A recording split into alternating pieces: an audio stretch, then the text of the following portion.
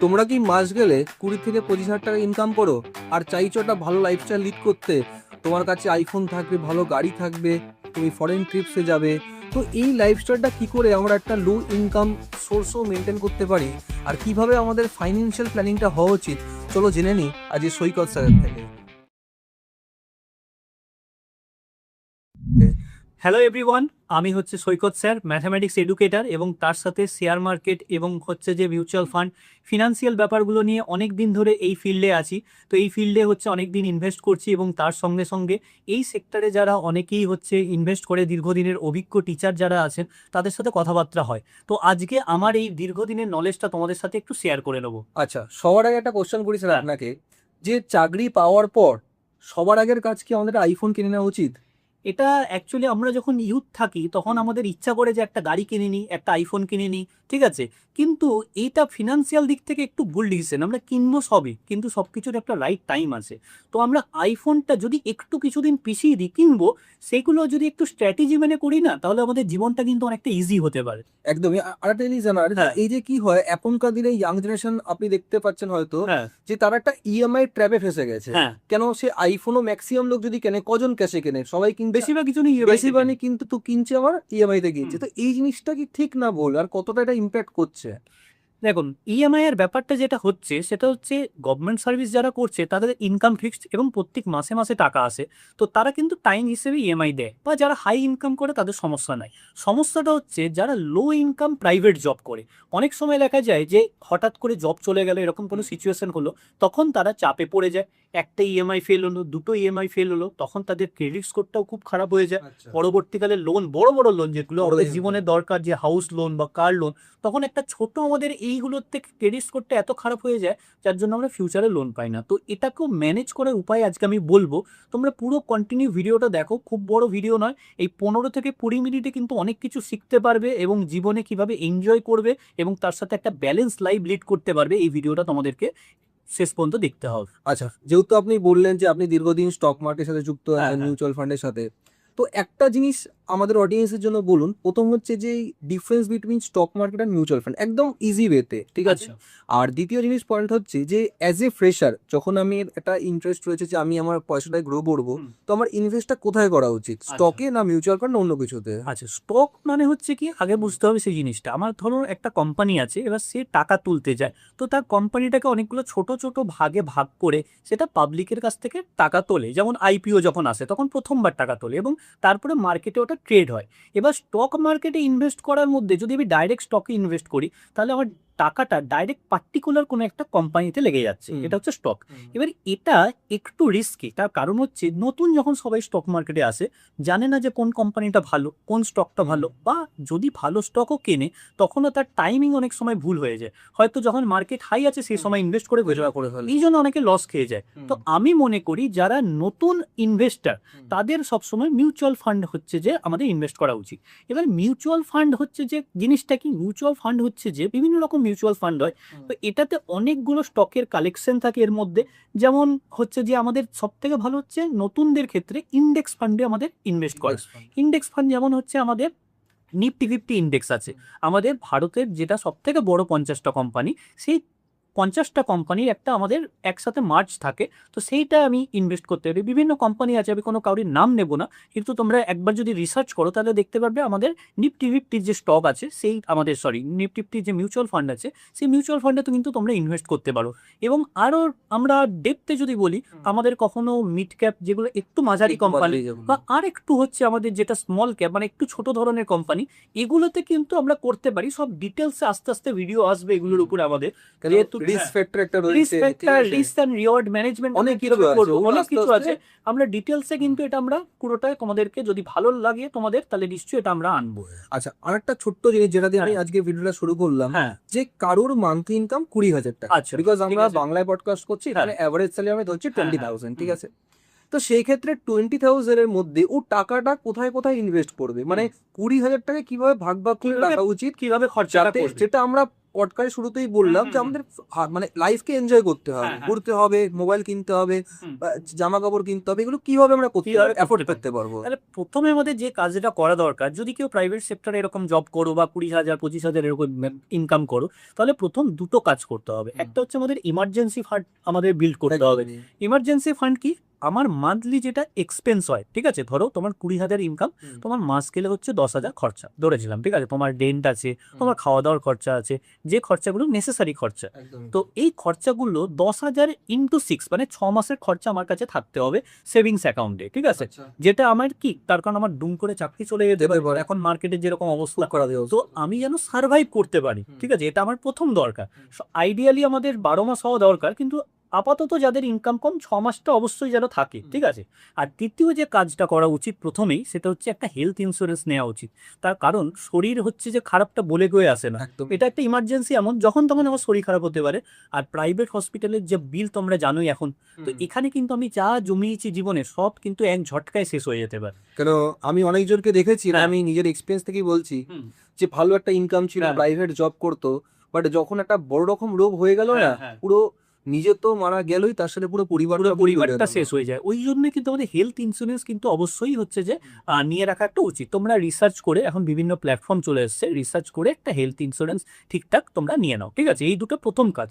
এবার এই দুটো যখন হয়ে যাবে, তুমি মোটামুটি 6 থেকে মানে 1 বছর, 6 মাস থেকে 1 বছরের মধ্যে এই কাজ দুটো করে নাও। এবার এটা যখন হয়ে গেল, আমাদের অনেকটা কাজ হয়ে গেল। তো এরপরে আমরা যেটা করব সেটা হচ্ছে, ধরো 20,000-এর মধ্যে 10,000 হচ্ছে আমার খরচায় চলে যায় নিজের পিছনে। এবারে মানে একটা রুল আছে 50-30-20। 50 হচ্ছে আমাদের যেটা নেসেসারি, ঠিক আছে, যেটা আমাদের নিডস, ঠিক আছে। 30% হচ্ছে আমরা ওয়ান্টস, যেটা আমরা চাই। মানে তুমি একটু আগে যেটা বলছিলে যে আইফোন কিনবো কিনা, বা আমি একটা ঘুরতে যাব, এই 30% মানে টাকা থেকে আমাকে এটা খরচা করতে হবে। যেমন 30% আমাদের হচ্ছে যে 20,000-এর মধ্যে হচ্ছে 6,000, ঠিক আছে। তাহলে এই 6,000-এর মধ্যে সেটাকে তুমি আইফোনে ইএমআই করতে পারো, কিংবা হচ্ছে 6,000 করে জমিয়ে তুমি 3-4 মাস জমালে, এবং তোমার হয়তো ট্রাভেল করার শখ আছে, তুমি একটা ঘুরে চলে এলে 6 মাস পরে একটা, কিংবা হয়তো তোমার সিনেমা দেখার শখ আছে, তুমি ওই টাকা থেকে সিনেমা দেখো, এনজয় করো লাইফটা, ঠিক আছে, কিন্তু একটু প্ল্যানিং এর সঙ্গে, ঠিক আছে। তো এই টাকাটা আমি হচ্ছে যে আমার নিজের যে এনজয়মেন্ট সেটাতে খরচা করতে পারি, ঠিক আছে। আর বাকি যে 20% মানে 20,000-এর 20% মানে হলো কত, 4,000 টাকা। এই 4,000 টাকা আমি ইনভেস্ট করব, ঠিক আছে। ইনভেস্টের দিকে আমাদেরকে আসতে হবে, ঠিক আছে। যেহেতু তোমাদের বয়স কম, যারা পডকাস্ট দেখছো বেশিরভাগই হয়তো 25, 26, 30 এরকম বয়সে, তো আমি বলবো এই বয়সে একটু রিস্ক নিতে পারো, কারণ এখনই তোমাদের হয়তো ফ্যামিলি হয়নি, ঠিক আছে, বিয়ে শাদী হয়নি, তো তার জন্য একটু আমরা রিস্ক বেশি নিতে পারি। টেনশনটা নেই, ফ্যামিলি টেনশনটা নেই। তো সেই জন্য আমরা এই টাকাটা আমরা হচ্ছে যে 4,000-এর মধ্যে 1,000 টাকা হয়তো তুমি তোমার সেভিংসে রেখে দিলে, সেভিংস অ্যাকাউন্ট, বা হচ্ছে আরডি করতে পারো, যেটা আরো বেটার সেভিংসের থেকে, রেকারিং ডিপোজিট, ঠিক আছে। এটাতে রেটটা ফিক্সড ডিপোজিটের মতো পাওয়া যায়, কিন্তু টাকাটা তুমি মাসে মাসে জমাতে পারবে। তো আরডি করে দিতে পারো একটা আমার সেফ সাইডে থাকার জন্য। আর 3,000 টাকাটা তুমি হচ্ছে দুটো পার্টে ভাগ করে নিলে, 1,500 করে। 1,500 টাকা হয়তো তুমি একটা নিফটি ফিফটিতে লাগিয়ে দিলে, আর 1,500 টাকা মিড ক্যাপ বা স্মল ক্যাপে লাগিয়ে নিতে পারো, কারণ এটাতে আমাদের কি রিওয়ার্ডটা বেশি, মানে আমরা যে রেটটা পাই সেটা কিন্তু নিফটি ফিফটি থেকে বেশি হয়, কিন্তু এটাতে একটু রিস্কও আছে, ঠিক আছে, কারণ মার্কেট ডাউন হলে কিন্তু স্মল ক্যাপটা বেশি ডাউন হয়ে যায়। তো এই ব্যাপারগুলো এইভাবে যদি তোমরা প্রথম স্টার্টিংটা করো না, তোমরা কিন্তু অনেকের থেকে এগিয়ে থাকবে। তোমাদের হয়তো ধারণা যে আমার ইনকাম কম, কিন্তু আমি সত্যি বলছি, এরকম অনেকে দেখেছি মাস গেলে 50-60 হাজার টাকা ইনকাম করেন, প্রথম শেয়ার মার্কেটে এসে অপশন ট্রেডিং করতে শুরু করেছে, পুরো 5 লাখ 7 লাখ পুরো টাকা উড়িয়ে দিয়েছে, বা ট্রেডিং করতে শুরু করেছে ইন্ট্রাডে। এইগুলো খুব ডেঞ্জারাস, এইগুলো চক্করে যাবে না। একটা মানে হচ্ছে যে প্রপার টিচিং মানে গাইডেন্স নিয়ে তারপরে কিন্তু তোমরা মার্কেটে নামবে, ঠিক আছে। এবং সব থেকে ভালো হয় নিজে পড়াশোনা করো, অনেক বই আছে ফিনান্সিয়াল সেক্টর, যেমন তোমাদের একটা বইয়ের নাম বলতে পারি, দ্য ইন্টেলিজেন্ট ইনভেস্টর, যেটা হচ্ছে ওয়ারেন বাফেট যার কাছ থেকে মার্কেট শিখেছেন, বেঞ্জামিন গ্রাহাম, ঠিক আছে। তো এই বইটা একবার তোমরা পড়ে ফেলতে পারো। তো পড়াশোনা করে নামো, যে কোনো সেক্টরে তোমরা প্রফিটে থাকবে, ঠিক আছে। কেন মেনলি কি হয় যে ইয়াং বয়সে আমরা ভাবি যে আমাদের টাকা দরকার, একদম দরকার, তো আমরা ইউটিউবে আজকাল প্রচুর রকম দেখি, তো ওই দেখি কি আমরা ইন্সপায়ার হই যে না আজকে আমাকে বড়লোক হতে হবে। দেখো যেটা আমি বিশ্বাস করি যে এক রাতে বড়লোক হওয়া যায় না, একদমই তাই, সময় লাগে, শিখতে লাগে, স্কিল ডেভেলপ করতে লাগে। তোমাদের এখানে একটা তো ইন্টারেস্টিং শব্দ বলবো, সেটা হচ্ছে কম্পাউন্ডিং। তোমরা আমি কম্পিটিটিভ পড়ে কম্পাউন্ড ইন্টারেস্ট পড়ে, ওই জিনিসটাকে ইনভেস্টে এখানে আমাদের কম্পাউন্ডিং বলে। তো কম্পাউন্ডিং এর নেচার হচ্ছে তোমার প্রথম দিকে গ্রোথটা কিন্তু খুব স্লো হয়, একদমই তাই। তারপরে তুমি হঠাৎ করে দেখবে তোমার বিশাল গ্রোথ হচ্ছে। তো জীবনের ক্ষেত্রে বলো বা টাকার ক্ষেত্রে বলো, সমস্ত ক্ষেত্রে কিন্তু এই কম্পাউন্ডিং এফেক্ট আছে। তো তুমি তোমার কাজটা ভালো করে করো বা তুমি তোমার এসআইপিটা ঠিক করে দাও, ঠিক আছে, এটা একটা টাইম পরে তোমাকে এতটা রিটার্ন দেবে তুমি নিজে কল্পনা করতে পারছো না। আচ্ছা, এখানে আপনি একটা ওয়ার্ড বললেন এসআইপি, হ্যাঁ। একটু খুলে বলুন আচ্ছা, জনতাদেরকে কি এসআইপি জিনিসটা কি? এসআইপি হচ্ছে, এর ফুল ফর্ম হচ্ছে সিস্টেমেটিক ইনভেস্টমেন্ট প্ল্যান, ঠিক আছে। এবারে আমরা যখন মার্কেটে আসি, কখনো থাকে মার্কেট হাইপ, ঠিক আছে, আবার কখনো যায় মার্কেট লো।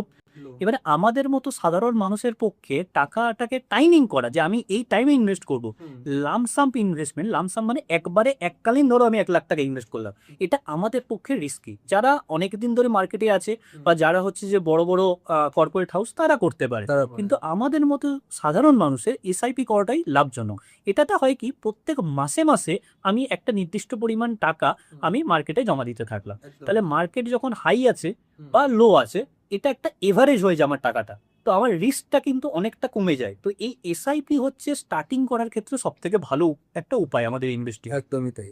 আচ্ছা, আর্ট জিনিসটা আমি বুঝলাম, হ্যাঁ। তার মানে যদি আমি ওভারঅল সামারি করি, হুম। যদি আমি মাস গেলে কামাই 20,000 টাকা, আমার যে অ্যাসেটটাকে আমাকে বিভিন্ন জায়গায় আলাদা করে ভাগ করে হ্যাঁ, স্কোপ হ্যাঁ, করতে হবে। একদমই তাই। এটাই হচ্ছে আলটিমেট উপায়, উপায় এটা এবং সামারি টাইপ সামারি টাইপের। এবং সব থেকে বড় কথা হচ্ছে, তুমি যে ইনসেন্টিভ গুলো পাচ্ছ কোনো একটা জবে, ঠিক আছে, বা তোমার কিছু স্যালারি হাইক হলো, তো এবার সেই টাকাটা তুমি তোমার নিজের হচ্ছে যে নিডস বা বলো বা ওয়ান্টস বলো, এগুলোতে খরচা করতে পারো, ঠিক আছে।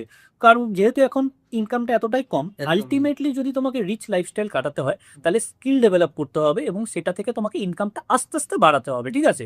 কিন্তু স্টার্টিং করার ক্ষেত্রে আমি তোমাদেরকে যেটা বললাম, এটা যদি ফলো করো, তাহলে তোমরা কিন্তু একটা গুড স্টার্ট করতে পারছো, একদম ঠিক আছে। আর একটা জিনিস একটু জাস্ট বলবো, যে হ্যাঁ। যেহেতু আপনিও কম্পিটিটিভ সেক্টর থেকে হ্যাঁ, আসেন, হ্যাঁ, আমিও হ্যাঁ। যেহেতু কম্পিটিটিভ থেকে, হুম। তো আমরা বিভিন্ন স্টুডেন্টের সাথে দেখা সাক্ষাৎ করে থাকি, হ্যাঁ, কথাবার্তা আমাদের হয়। তো ওখানে অনেক স্টুডেন্ট এমন রয়েছে যাদের বয়স মোটামুটি 30 হয়ে গেছে, হুম, হুম। যাদের ক্যাটাগরি রয়েছে তারা 32-35 হ্যাঁ, অব্দি হ্যাঁ। কিন্তু প্রিপারেশন করে যাচ্ছে, হুম, হুম। তারা কোনো জবও করছে না। এবার কি হয় যে তারা যদি অল্প বয়স থেকে যদি কিছু জমাতে থাকে, হুম। তো একটা চাকরিতে ঢুকে গেল, তো সেখানে একটা আর্নিং করছে। হুম। এবার 32 পর 33 পর তার অ্যাটেম্পটা শেষ হয়ে যায়, তখন তার কি ব্যাকিং করা উচিত আগের থেকে, যাতে সে একটা সেরকম বিশাল একটা ধাক্কা না খায়? দেখো, আমাদের সব থেকে সিকিউরিটি যেটা বর্তমান যুগে, সেটা হচ্ছে টাকা, ঠিক আছে। একদমই। তুমি যদি আগে থেকেই ধরো প্রিপারেশন যখন নিচ্ছ, ঠিক আছে, সারাদিন তো পড়ছো না, ঠিক আছে, তুমি 6 থেকে 8 ঘন্টা পড়ছো ম্যাক্স টু ম্যাক্স, ঠিক আছে, এটাতেই ইউপিএসসি লোকে ক্র্যাক করে দেয়, অনেকে চাকরি করতে করতে করে দেয়। তো আমি ধরে নিলাম রাজ্য সরকারের পরীক্ষা বা আমাদের এসএসসি টেসএসসির জন্য তোমার 6 থেকে 8 ঘন্টা মোর দেন সাফিসিয়েন্ট।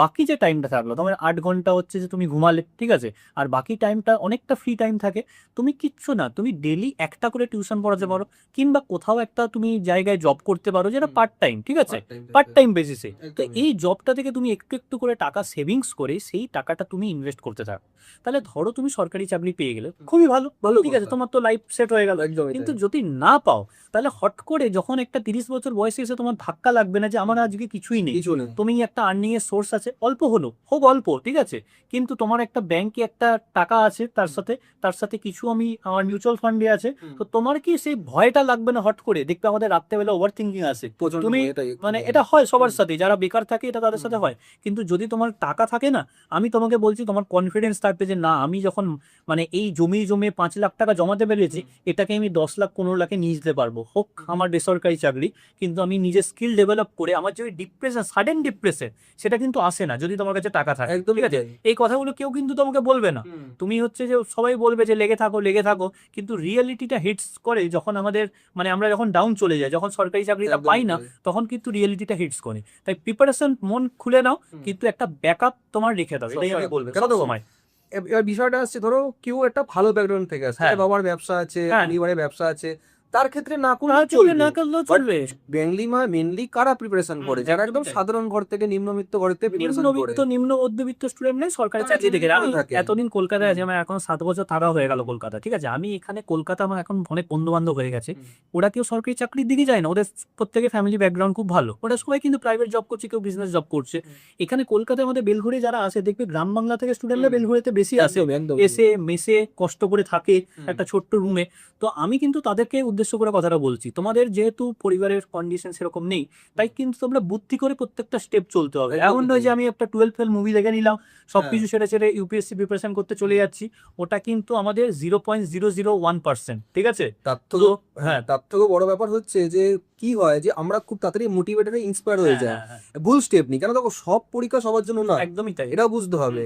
তো ছোট ছোট স্টেপ নাও, আমাকে বুঝতে হবে কোন এক্সাম আমি ক্লিয়ার করতে পারবো, একদমই। তারপর আমি সে নামবো। তারপরে আমি যাব। এছাড়াও গভর্নমেন্ট ফান্ডের ব্যাপারে যদি আপনি কিছু বলেন, হ্যাঁ, যে এবার তোমরা যারা হ্যাঁ, এখন দেখো আমাদের হুম। রাজ্য সরকার কিছু আমাদের বেকারদের জন্য ভাতার একটা অ্যানাউন্স করেছে, হয়তো কিছুদিনের মধ্যে সেটি দেবে আর কি। হুম। তো 3,000 করে শুনছি যারা গ্র্যাজুয়েট, ঠিক আছে। graduate। তো এবার তার মধ্যে তুমি 1 থেকে 1,500 টাকা নিজের পিছনে খরচা করো। হুম। এই যে না বিভিন্ন কোর্স আছে, ঠিক আছে, একদমই। তুমি আমাদের ম্যাথ কোর্স অনেকে নাও, অনেকে বলে যে আমি টিউশন পড়ি, আমাকে যেমন অনেকে ফোন করে হুম। যে স্যার আমি 2 মাস পরে নেবো টিউশন হুম। পড়ি, আমি টাকাটা একটু জমিয়ে আমি কোর্স নিই। হুম। তো আমি মনে করি যে এরকম করে তোমরা এই 1,500 টাকা নিজের পিছনে খরচা করো, নিজের স্কিল ডেভেলপ করো, আর বাকি 1,500 টাকা তোমরা ইনভেস্ট করো, ঠিক আছে।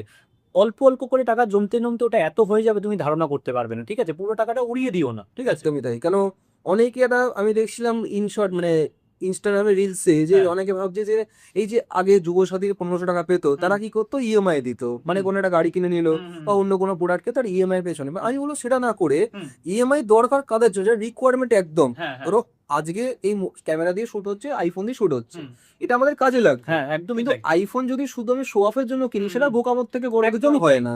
একদমই ঠিক কথা বলেছো। কোনো একটা জিনিস কেনার আগে ভাবতে হবে যে এই জিনিসটা আমি কেন কিনছি। কেন কিনছি? তোমার দেখো লাক্সারির শেষ কিছু নেই, ঠিক আছে। আমার সামনে এলো বলেই আমাকে জিনিসটা কিনতে হবে এরকম কথা নয়। যদি একদমই তোমার তাই। কাজে লাগে, ঠিক আছে, কিংবা যদি তোমার টাকা থাকে তাহলে তুমি কেনো। আর যদি না থাকে আমি মনে করি যে তুমি ইএমআইতে কিনতে পারো, খারাপ কিছু নয়। কিন্তু তোমার কাছে যেন যদি তোমার চাকরি চলে যায় এমন পরিমাণ সেভিংস থাকে যাতে তুমি ইএমআই এখনো 6 মাস চালিয়ে যেতে পারো, ঠিক আছে। তো না হলে কি হবে, তুমি ইএমআই 2-3টা দিয়ে দেবে না, তোমার ক্রেডিট স্কোরটা খারাপ হয়ে যাবে।